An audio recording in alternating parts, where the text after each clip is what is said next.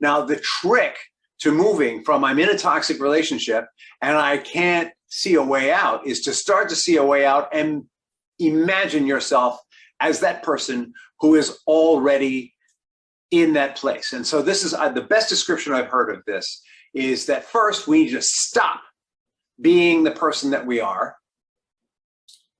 Then we need to struggle with where we are versus where we want to be. There's a struggle that happens. It's a spiritual struggle because it means changing all of our connections within ourselves and to other people. That's what spirituality is about.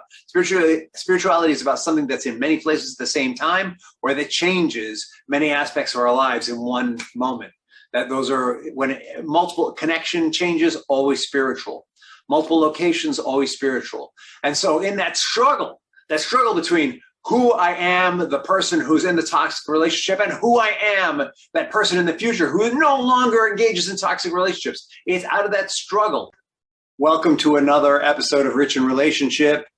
And we're talking about the secret to stopping taking the poison in your toxic relationship. And it is a secret, trust me on this. And it's intimately related to letting go, which was the past episode. So if you didn't hear that episode, you might want to tap into it, but I'm going to do a light review as I introduce the topic here. So what is the poison? A toxic spouse will find a number of ways to poison us, but the heart of the poison is that they either are supporting us in our illusion about what the relationship is, or they are gaslighting us into their illusion of what the relationship is. Those are kind of the essences of the poison. The poison is that in some way we've become disconnected from our values, our principles, the things that we really care about, because we're believing that something is happening that's different than what's happening. Either because we've got a fantasy or they're gaslighting us, or both, right? Because sometimes people can gaslight us because we want to believe them. And the reason we want to believe them is sometimes we haven't let go. We haven't let go of the dream that we created with that person when we first met them. We haven't let go of the hopes that someday it's going to change. Or maybe we haven't let go of being comfortable with the kind of pain that we're in. Now, I know that sounds ridiculous. And if you listen to the last episode, you'll understand what I mean by that. But in a nutshell, as human beings, we're comfortable with what we're used to. If you grow up wearing jeans your whole life, you're always going to be comfortable wearing jeans unless you radically change that. If you grow up in a household where there's a certain kind of abuse or toxicity going on, you're going to be comfortable when something that feels similar to that shows up. And so letting go involves letting go of the dream and letting go of the comfort with the toxicity. I'm not going to go over that all over again, but what I am going to do is relate that to communication. The way that what's familiar is communicated is in communication, and there are different kinds of communication. There are words, there are actions, there is body language. What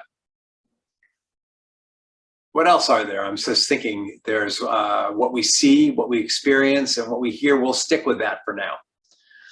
And our managing that communication is tricky, right? Because when something's familiar, we tend to see the world through the lenses that we're wearing. So in order to change that communication, we need to take off the lenses we've been wearing first. How do you take off the lenses you've been wearing first? You become willing to step out into a different kind of relationship. You start to put filters in the relationship that you're having with the person. So let's talk about how those filters and those changes happen. First, let's talk about our own view of reality.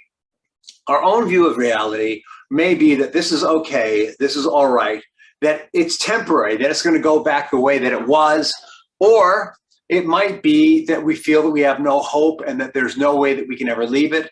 It might be that we're not even thinking about it. It might be that we're so enrolled in our anger and our fear that we're not seeing the possibility of forward motion. This is like pretty typical of people who are in toxic relationships.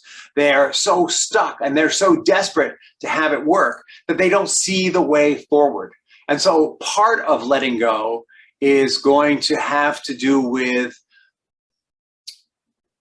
part of our communication is going to have to do with letting go, and part of letting go is going to have to do with identifying where are the pain points, what are the things we're afraid of, what are the things we're angry about, and how willing are we to get off of, change, adjust that situation. Now, for many people, what stops us from moving forward is the fear of what's in front of us. We're afraid that if we leave the situation that we're in, it's going to be even more painful. And so what drives us forward is when the pain of where we are becomes so great that it is greater than the pain of change. That sounds pretty hopeless, but there are ways that we can up that. If you find that you're in an abusive relationship or a toxic relationship, and in one of the previous episodes we identified that that's a situation where you feel that in some way you are less than when you're around them, you're consistently unhappy, you're unheard, people don't hear you, maybe you're compromising your values and your principles to make the relationship work, to protect your children, whatever's going on. If you see that those things are going on, you can put physical space between you and the other person and start to explore it, start to explore that pain. And as you explore it and understand what the roots of it are and become willing to release and let go, that is when you can shift and change your communication. But until you're ready to move from the pain of where you are through the pain of change, that's not going to happen. And get that change is going to be painful. Anytime that we have trouble envisioning where we're going to go when the pain of where we are is comfortable and the pain of change appears to be too much. Once we start to become willing to release the pain of where we are and the anger and the fear and the frustration, and we can start to see that place that we want to go, there's still the pain of actually changing. Right. And in the letting go episode, we talked about how what we come up against is we have a story about ourselves. We have a story about them. We have a story about ourselves today. And when we decide that we want to change, we've decided to change our story. Our story about ourselves is I'm someone who's in a toxic relationship. I'm in this toxic, I've been here for a while. I don't see a way out. And then we're changing the story to I'm someone who's in a toxic relationship. I see a way out and I want to get over there. But the pain is I want instead of I move. And then as we start to move towards it, the story changes to I'm leaving a toxic relationship and becoming someone who doesn't have a toxic relationship in their life. And then when we get there, it's like I used to be someone who was in a toxic relationship, but today I'm building healthy, strong relationships in my life. Now, the trick to moving from I'm in a toxic relationship and I can't see a way out is to start to see a way out and imagine yourself as that person who is already in that place. And so this is the best description I've heard of this is that first we need to stop being the person that we are. Then we need to struggle with where we are versus where we want to be. There's a struggle that happens. It's a spiritual struggle because it means changing all of our connections within ourselves and to other people. That's what spirituality is about. Spirituality is about something that's in many places at the same time or that changes many aspects of our lives in one moment. That those are when multiple connection changes, always spiritual. Multiple locations, always spiritual. And so in that struggle between who I am, the person who's in the toxic relationship, and who I am, that person in the future who no longer engages in toxic relationships. It's out of that struggle is where the action comes.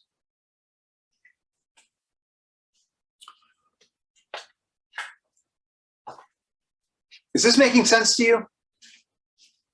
I hope so.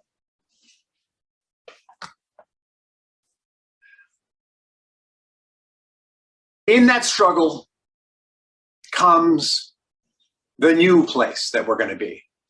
And we are going to submit ourselves to the thing that we want. What kind of person am I who is not in a toxic relationship, who used to be in a toxic relationship, but no longer permits myself to be there? Who am I person? We're going to submit all of who we are to that person, and we're going to release the person we were, the story about ourselves. I'm a person in a toxic relationship. We need to come from, I am a person who has healthy relationships and who knows how to insulate themselves from toxicity, who knows how to protect myself and my children from toxicity. That's who I am. We need to live in that personality.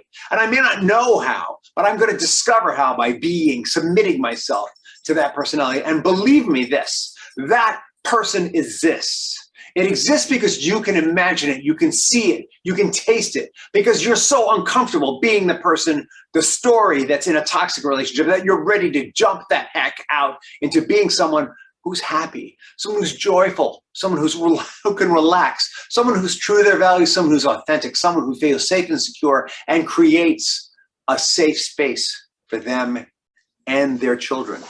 And the next step is to strike, to take the action, to come from being that person. And that's where our communication on 3 levels starts to shift. When we strike as the person who is no longer going to allow toxicity into our life, we begin to hear the gaslighting. Because the gaslighting shows up as a story that has nothing to do with the story that we're living in. Gaslighting is only effective for people who have a story about being in a toxic relationship. Gaslighting is ineffective for people who have a story about being independent, authentic, and free. Now, that sounds a little existential, and it is, but it's also very real. When you see yourself as that person who creates strength and safety for their family, gaslighting no longer has the same impact on you, and you will find ways to stop it. Stop it by saying, hey, it might be as simple as you don't recognize it as gaslighting, but they're talking to you and you feel uncomfortable. And you're like, you know what? I need to take some time out because I'm a little uncomfortable. And then you go and you process it. You process it as a person who doesn't permit toxicity in their life and find out what was uncomfortable about that. How did it not jive with who you are as a person who is whole, complete, authentic, and doesn't permit toxicity in their life? And as you identify that, then you can reframe and return to that conversation and reject it. So part of the communication is, I do not permit gaslighting. I do not permit criticism of who I am. No matter how insidious or hidden it may be, I do not permit it. I do not permit, you're angry? Good. You go be angry. I don't permit that in my space. I'm going to go take a time out. I'll come back and talk to you when things are more chill. I'm feeling angry. I'll come back to you when I'm feeling better.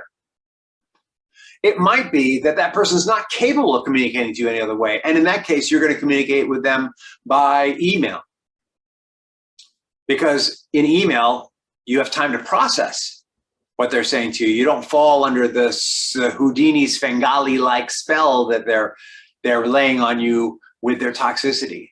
But as you get distance from them, as you live in that story of, I am not someone who receives this, it will become clearer and clearer the kinds of communications. And you're going to start to see that they're not unknown to you, that there have been other people who had those kinds of communications with you. And what's really central to this is you need to be prepared, if you're really ready to embark on this journey of altering communication, you need to be prepared to do what is required. It isn't a case of, I'm going to try and change my story so that I can protect my kids. It's a case of, I no longer receive this, and I will do whatever is required to keep myself safe and my children. And will you backslide? Heck yeah, especially in the beginning. But that's not what's important. What's important is that you continue to process, continue to imagine yourself as that person. How can you do that? Look for heroes and role models who have rejected toxicity and recovered from it. These could be real or imagined people. People who came out of abusive situations, A great role model is Martin Luther King Jr., who led his people out of abuse into a reality that had more opening, and where that dream that he had could start to come to fruition. Not that it changed like that, but it's a great example of someone who was living the dream, who was behaving as the dream, without violence, without anger, being vulnerable and moving forward, and rejecting any conversation that was not in alignment with that vision. Or another example might be, who can I think of? Hurricane Carter.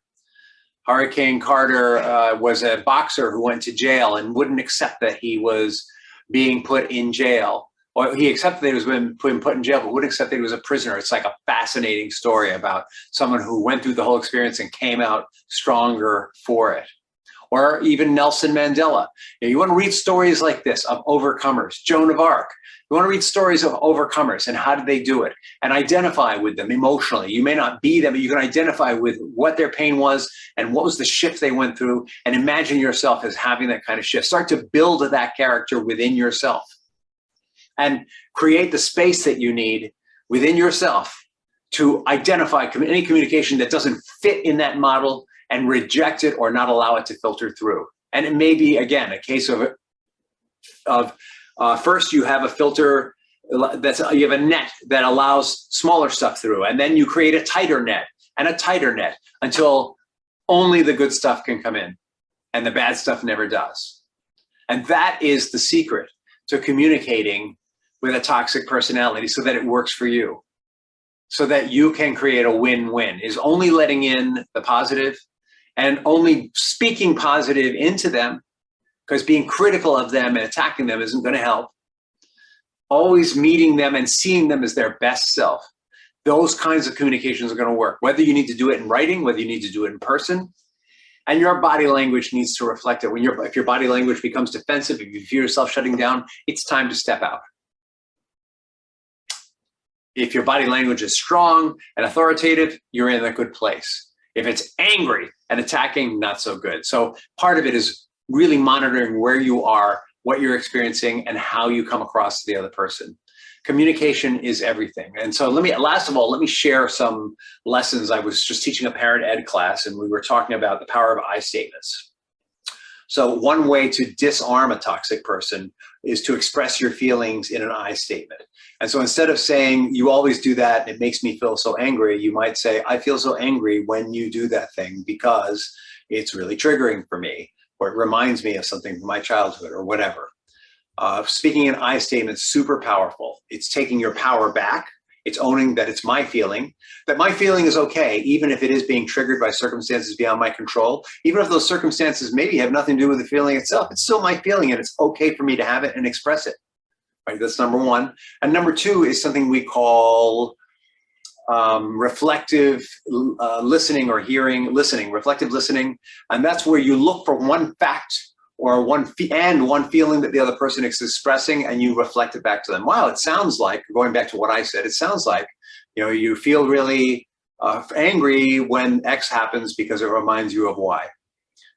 And the fourth piece might be, when can we talk about this? Or there may not be a fourth piece. It might be simply enough to say those three things and let them know that you hear them. And if they say, well, part of that's true, but part of it isn't, that's okay. So they say, well, that's true. I do feel angry, but it's not because of A and B, it's because of C and D. And then you say, oh, all right, I get it now. You're angry because of C and D. And they go, yes, you're right. And they feel heard, and it will disarm the other person. So those are some tools that you can use. But let me be really clear. Those tools are useful, but they're only 100% effective when you live in the space of the story of a person who does not receive toxicity nor dishes it out, right? Because let's face it, the world is our mirror. All right, that's an awful lot about this today. Look forward to seeing you on the next Rich in Relationship. And as always, if you'd like to have a private one-to-one with me, to have a strategy call, you can reach me at bit.ly/end-the-fight, ENDTHEFIGHT, bit.ly/end-the-fight, or you can email me, direct me, rich@richinrelationship.com. And thank you for your time.